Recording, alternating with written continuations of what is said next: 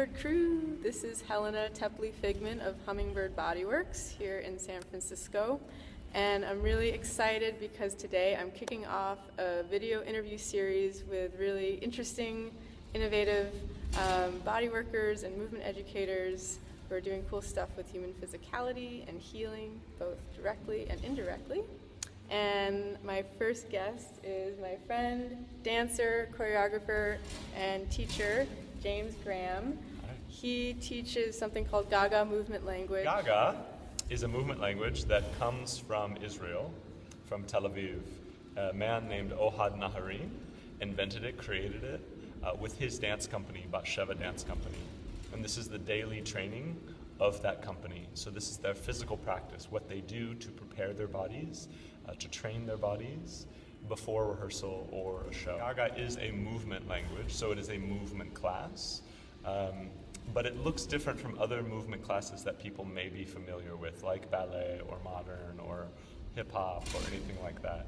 In Gaga, we have class for about an hour, and for that whole hour, we never stop moving.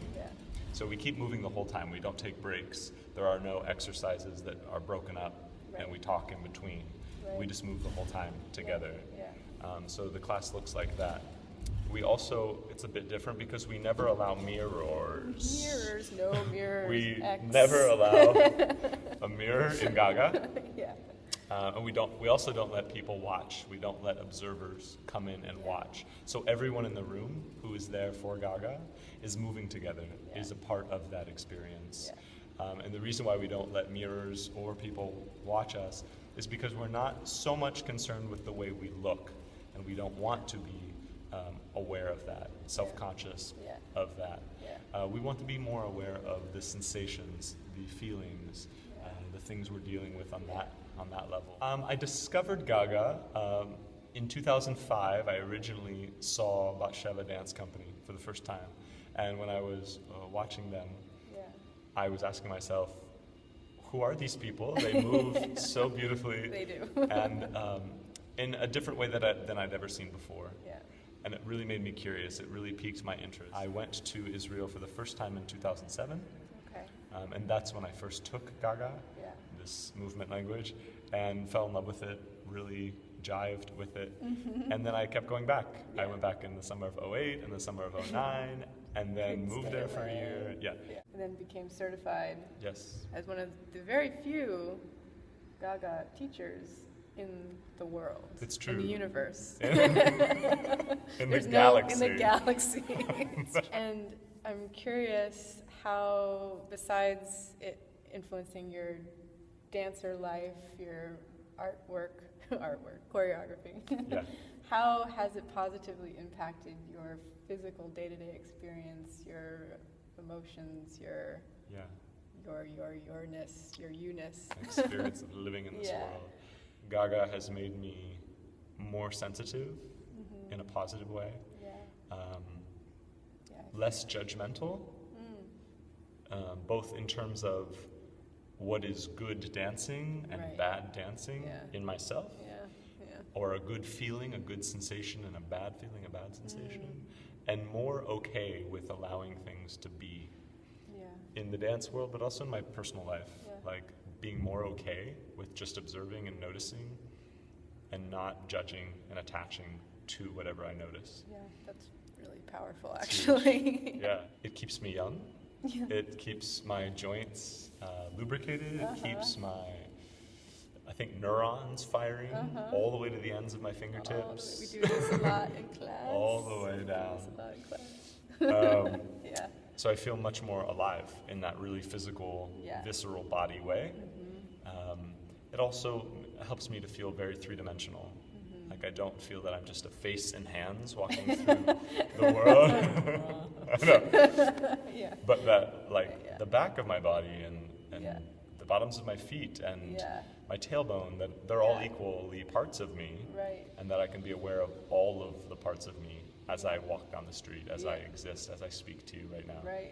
And slowly but surely I feel like, it makes me more present, more inside of myself.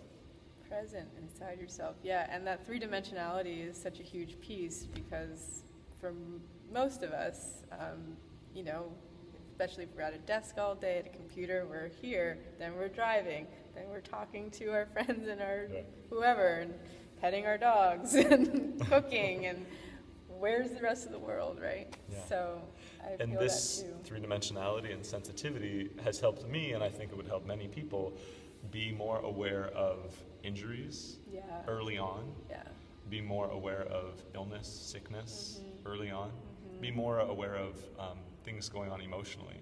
Simply by being more sensitive and being more aware, I'm able to notice and identify what's going on inside of me more readily and better.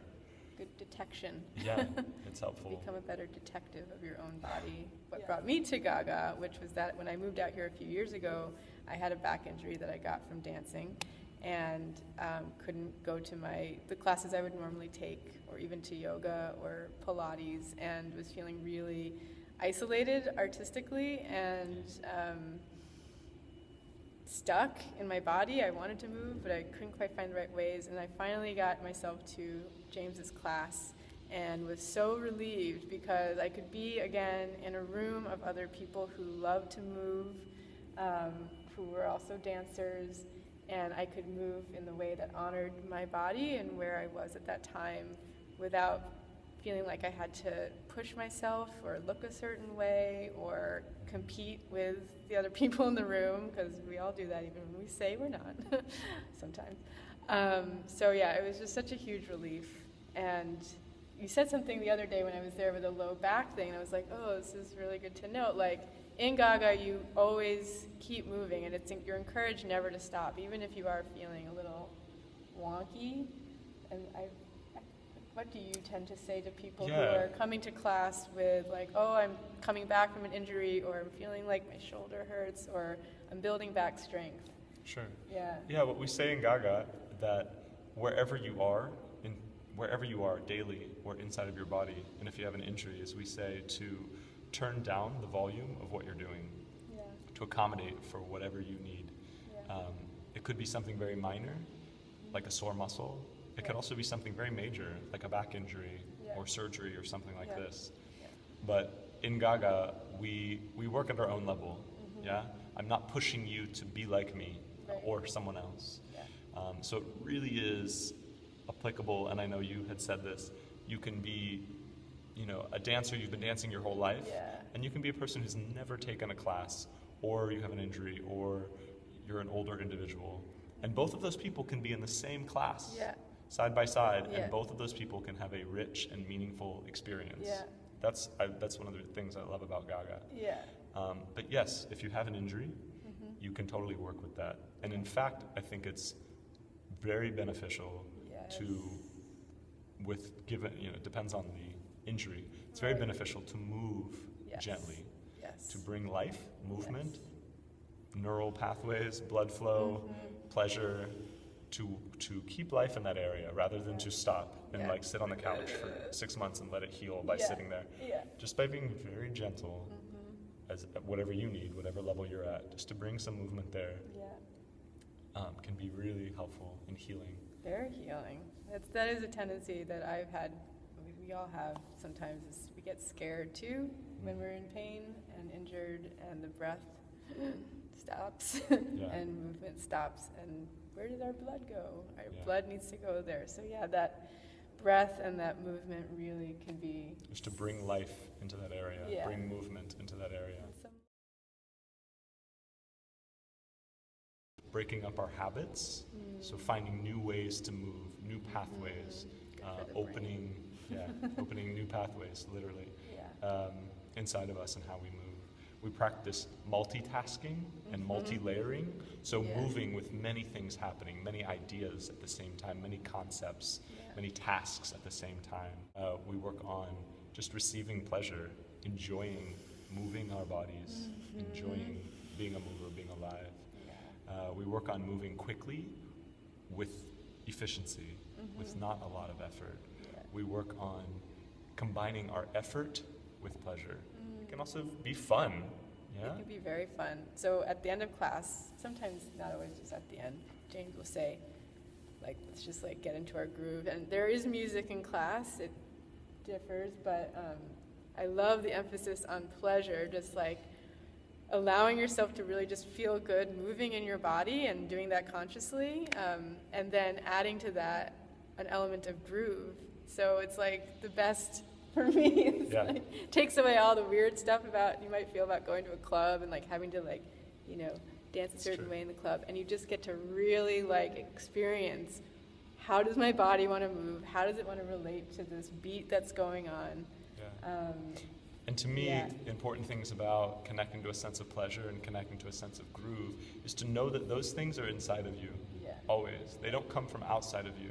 So it's not only when we hear good music, and it's not only when we're sensing something from outside giving us pleasure, but to know that we can create those things, that those things come from us. Without music, we can be groovy. Thank you so much for watching. If you know anyone who might benefit from learning about this, please forward it to them. Leave comments, questions. I really look forward to hearing from you and speaking with you about how to incorporate more movement and joy into your body and your life. Yes, to that. Bye. Thank you. Bye.